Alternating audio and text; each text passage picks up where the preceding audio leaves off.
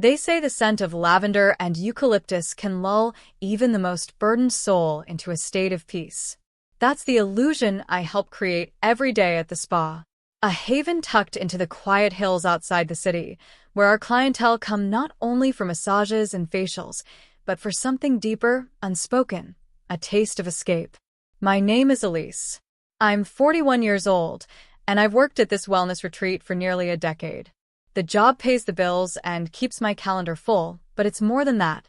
Here, I feel invisible and indispensable all at once. Men come to forget the lives they lead outside these walls. Some leave wedding rings in the locker room. Others bring their mistresses for couples massages. Women come, too, some for detox weekends, some for girls' time, and some for reasons they never name. We don't ask questions. We provide services. All of them.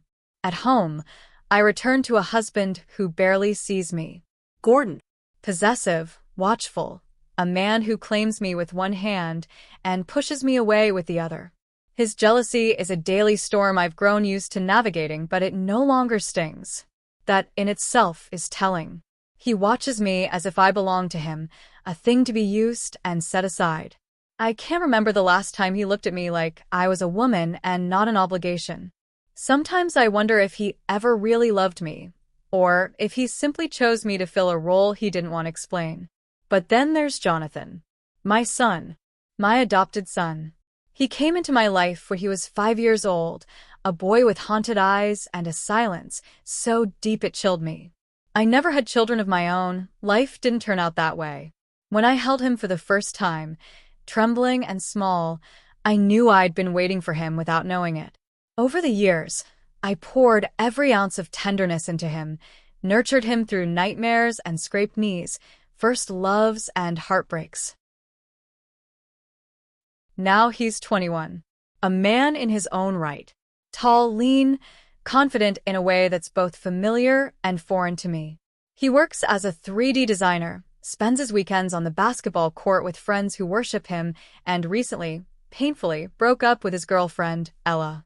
I remember the night he came home, eyes bloodshot, voice hoarse. He didn't speak for a long time. Just sat on the kitchen stool, head bowed, and let me make him tea like I used to when he was a child. I stood beside him, fingers brushing the rim of the cup, watching the steam curl upward as if it might carry away the heaviness between us. Since then, things have shifted.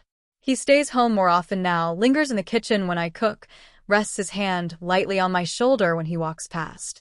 I've caught him watching me, not in a fleeting way, but with a kind of deliberate quietness that makes my breath catch. At first I thought I imagined it, but it kept happening. And each time, it left a whisper behind, something just beneath the skin. I try to brush it off. I tell myself it's the intimacy of shared history, the closeness that comes from years of being just the two of us in a house that never felt quite full. But then I remember the way he looked at me last Thursday when I stepped out of my room in my robe, fresh from a bath. His eyes didn't glance, they lingered. Warm. Uncertain. Curious. It's wrong, I told myself. I'm his mother. But another part of me, the part that lies awake at night wondering when I stopped being seen, doesn't feel like his mother anymore. I don't know what that makes me. Tonight, he came into the kitchen while I was preparing chamomile for both of us. He stood close behind me, the way he sometimes does now, like the space between us isn't what it used to be. I could feel the heat of him, the steady presence of his body. "You okay, sweetheart?" I asked, careful to keep my voice light. He hesitated. Yeah. Just wanted to talk. I turned slightly. His eyes met mine, and I saw it again, that quiet intensity, that search. For comfort? For understanding? For something I wasn't sure I should give? "I miss this," he said softly. You. Us. I reached up to cup his cheek, a gesture I'd made thousands of times before. But this time, my fingers trembled. "I'm always here," I whispered. His hand came up, holding mine against his face. His touch was firm. Certain. My heart stuttered. "You're not just my mom," he said, voice low. "You're more than that to me." I pulled away, not because I was afraid, but because I wasn't. And that terrified me. The next day passed in a haze of murmured pleasantries, the scent of lemongrass oils, and soft background music that always made our spa feel like a world apart. My hands moved on autopilot, massaging, wrapping, rinsing, while my mind kept replaying Jonathan's words from the night before. "You're more than that to me." I hadn't slept. I couldn't. His voice echoed through my thoughts, brushing against my conscience, awakening a tenderness I hadn't let myself feel in years. I tried to reason with myself. He was grieving, vulnerable, maybe confused. But a part of me, deep and undeniable, wondered if it was something else. Something more than comfort. Something that had been growing unnoticed for longer than either of us wanted to admit. When the last guest left and the soft chime of the front door faded into silence, I stood in the lobby, alone at last. The spa closed an hour earlier than usual that evening, no late appointments, no staff lingering. Just me and the scent of sandalwood steeped into the wooden walls. I wandered through the hushed halls with a towel folded over my arm, feet padding quietly over warm tile. The Hammam beckoned, a space I rarely indulged in alone. But tonight, I didn't want to go home to Gordon's distant eyes and his cold routine. I wanted to disappear into warmth, into silence, into my own skin. I peeled off my uniform and the clothes beneath, folding them neatly on the bench by the entrance. The steam welcomed me like an old friend. I stepped inside, the heat wrapping around me in layers. The room was dim, the tiles glistening under the soft light filtered through the mist. I found a comfortable spot, stretched out my legs, and let the stone beneath me soak into every bone. I closed my eyes. Minutes passed. 15, maybe more. Then I heard it, the soft creak of the Hammam door. I blinked, disoriented by the steam, but the silhouette was unmistakable. Jonathan. He stood there, his frame outlined in the haze, his eyes wide as they found me. My body reacted before my mind could catch up. I reached for the towel beside me and clutched it to my chest, scrambling to sit upright. "Jonathan," I gasped, my voice too loud in the quiet room. His mouth opened, then closed. Sorry," he stammered. "I didn't know you were still here. I just came to look for you." The heat in the Hammam was nothing compared to the flush crawling up my cheeks. I could feel it radiating from my skin, embarrassment mingled with something else I couldn't name. I should have told him to go. I should have turned my back. But I didn't. When the initial shock subsided, I swallowed hard and met his eyes. There was no judgment in them, just a curious gentleness, an understanding. "Do you want to stay?" I asked, my voice quieter now. "Join me?" The words hung in the steam, suspended in the stillness. He hesitated for only a breath before nodding, stepping inside and letting the door ease closed behind him. Jonathan moved through the steam like he belonged to it, calm and unhurried, as though the sight of me hadn't startled him at all. I clutched the towel for another moment, but as he sat on the other side of the stone bench, a few feet away, I let my grip loosen.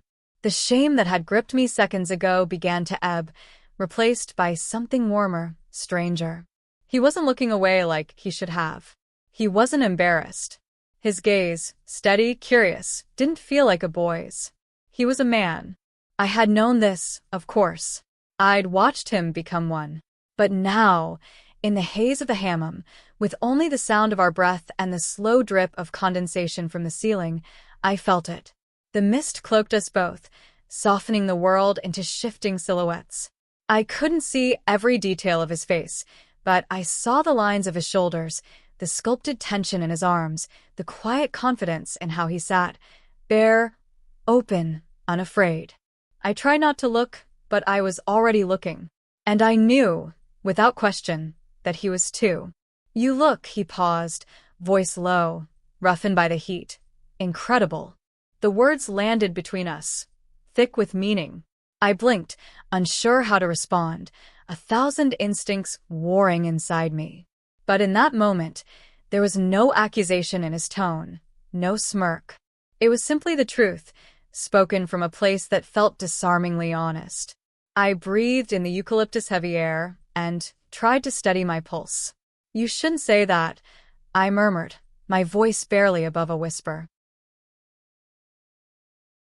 He tilted his head slightly. Why not? Because I'm your... I stopped, the word catching in my throat. He didn't move closer right away. He let the silence stretch again, not tense but thoughtful. Then, slowly, he reached out, his fingertips brushing my shoulder. The contact was light, respectful even, but it rippled through me like a current. I didn't pull away. If you hadn't adopted me, he said quietly, do you think we would have met? Somewhere else? In another life, would we have recognized each other? The question sank into me like a stone into water. I turned toward him, toward the suggestion in his voice. I don't know, I said truthfully. Maybe. He moved closer then, not abruptly, but with the slow certainty of someone crossing a line they'd already thought about long before. His hand remained on my shoulder, not possessive, not forceful, just present. Real. I think about it, he said, his eyes locked on mine through the haze. More than I should. I felt something inside me loosen. It had been there for months, maybe years, a tension I hadn't named, a loneliness I had buried beneath duty and identity. I had spent so long being what everyone else needed, a mother, a wife, a provider, a calm voice, a healer. But here, now, with him, I felt seen in a way I hadn't in ages. Not for what I could give, but for who I was. I shifted toward him, towel slipping slightly, but still held between us. The heat was oppressive, but I didn't want to leave. I didn't want him to leave. I was afraid you'd say something like that, I confessed, barely audible over the sound of our breath. Why? Because it makes this real. He reached for my hand then, his fingers lacing through mine. His touch was warm, steady. It is real, he said. And I think we both know that. I let my hand rest in his. The stone beneath us held our warmth. The fog around us muffled everything else. The world, the rules, the years between the past and now. In the steam, nothing existed except him, and me, and this impossible, undeniable connection. Jonathan's fingers still curled around mine as he inched closer, steam swirling around us like a veil. I could feel his breath now, warm and steady, brushing against my cheek. The air had changed, not just in temperature but in weight, in meaning. It pressed in on us, thick with everything we hadn't said but had felt. His eyes were focused on mine, steady, sure, and waiting. Then he leaned in. My breath hitched. My heart thudded so loudly I was certain he could hear it echo against the tiled walls. His lips were a breath away, and I panicked. My hand shot up between us, resting against his chest. A barrier. A plea. A moment of resistance. Jonathan, I whispered, not quite a warning, not quite a denial. Don't. His chest rose and fell beneath my palm, slow and steady. I'm not trying to hurt you, he said, voice barely a whisper. I just can't pretend anymore. Neither could I. I had rehearsed this moment in my head 1,000 different ways, most of them ending in silence, in turning away, in pretending the longing wasn't real. But none of those rehearsals prepared me for how it felt. His skin beneath my hand, the tenderness in his eyes, the pulse in his throat that matched mine. And slowly, almost imperceptibly, my hand began to slip away from his chest. My resistance dissolved, not out of weakness, but surrender. Surrender to something that had already bloomed between us. When his lips finally met mine, it wasn't sudden or rushed. It was slow, reverent, like he was kissing a memory he'd waited too long to hold. I responded before I could think. My hand moved to his cheek, the other brushing the side of his neck, and I kissed him back. It was soft at first, uncertain. But as the seconds passed, the distance between us disappeared. I lost count of how long we stayed like that, two silhouettes in the mist suspended in time. There was no world outside the Hammam, no right or wrong, just heat and skin and breath shared between us. And then the sound. A sharp, jarring click echoed down the tiled hallway. We froze. The spell shattered like glass. Another sound, a knock, distant but unmistakable. Then the low creak of the spa's front door being pushed open. I pulled away from Jonathan, breath caught in my throat. My hands scrambled for the towel, wrapping it tighter as reality crashed back into focus. "Hello," a voice called out. Familiar. Male. I knew it before the name reached my ears. Elise. Gordon's voice rang through the stillness. Jonathan and I stared at each other, wide-eyed, breathless. My husband was here, and we didn't know what to do next. My blood turned to ice. Gordon's voice echoed again, closer now. "Elise? You left the car out front. Everything okay?" I didn't answer. Couldn't. My heart pounded so loudly, I feared it might give me away. Across from me, Jonathan's face mirrored mine. Tense, alert, his eyes scanning the steam-thick space as if looking for an escape that didn't exist. The silence between us stretched into something unbearable. Then, quietly, I mouthed, "Stay here." He didn't move, didn't protest, just nodded once, his breath still heavy, his silhouette blurred into the mist like a memory fading too soon. I gathered the towel tighter around me, slipped out of the Hammam, and shut the door as softly as I could behind me. My bare feet padded quickly across the warm tile, trying to seem natural, unhurried, as if I hadn't just crossed a line that could unravel everything. Gordon was at the reception desk, fiddling with the phone. He looked up, startled. "There you are." I tried calling. I forced a smile. "Left my phone in the locker room. I stayed to clean up after hours." He frowned. "I thought we agreed. You'd be home early tonight. You said you were exhausted." I was. I just needed a moment to myself. His eyes narrowed, not out of suspicion, but something worse, that cold possessiveness I'd come to recognize. "By yourself?" I nodded, and he stepped closer, eyes scanning me head to toe. My towel, the dampness of my hair, the flush still high on my cheeks. His gaze lingered too long. "Something wrong?" I asked, keeping my voice light, steady. "No," he said slowly. "I just missed you." He leaned in, kissed my cheek. I didn't flinch, but it felt foreign. Wrong. His lips were dry, his breath laced with wine. "I'll wait in the car," he said finally. "Don't take long." The front door clicked shut behind him, and I exhaled. I stood still for a full 30 seconds, trying to slow my pulse, to think. I should have felt guilt. Shame. Something. But all I felt was urgency. I rushed back into the Hammam, and Jonathan was right where I left him, standing now, wrapped in a towel, his expression a mask of conflict. "You heard," I said quietly. He nodded. "Is he gone?" "For now." We stood in silence, our eyes locked in the steam-filled hush.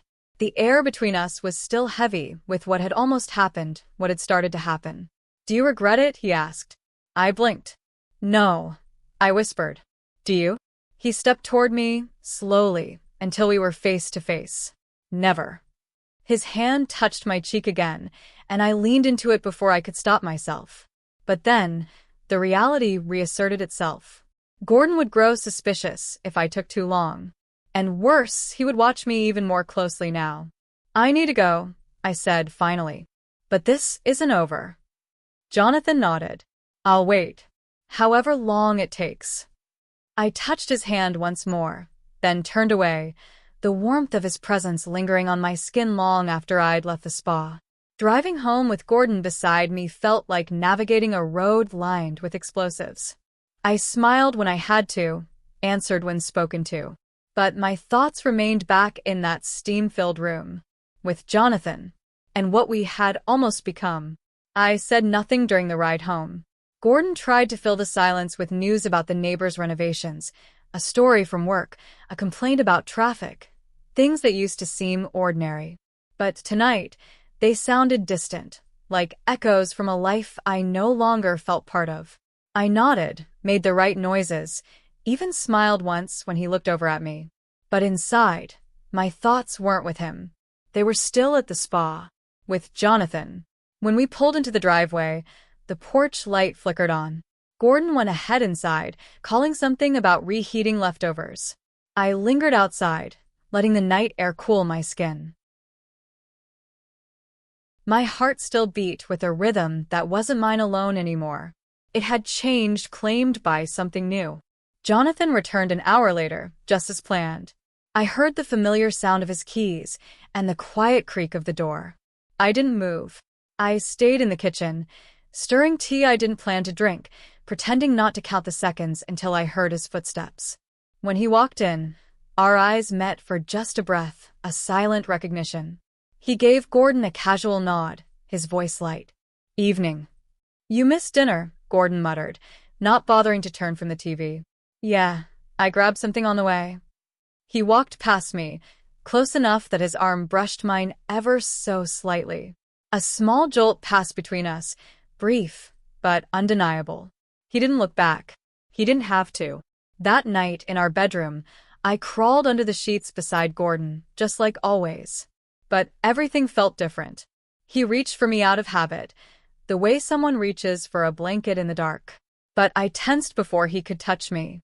"I'm tired," I whispered, turning onto my side. "Long day." He grunted, disappointed, but said nothing.